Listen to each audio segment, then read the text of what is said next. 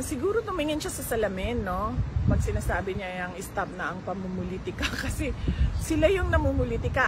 Ma'am, on a different, parang susundan ko yung question, ma'am, by the way. Sinabi po ni President Duterte, President Marcos na i-stop na daw po natin yung pamumulitika at it's now time for us to work. Siguro tumingin siya sa salamin, no? Pag sinasabi niya yung stop na ang pamumulitika kasi sila yung namumulitika. Ang ginagawa lang namin lahat ay sumasagot kami, di ba? Attorney Harry Roque, ikaw isang biktima ka din. Dahil you are known to be an ally and a very close lawyer of President Duterte. So, wala naman kaming ginagawang atake. Ang sa amin lahat ay sagot at depensa.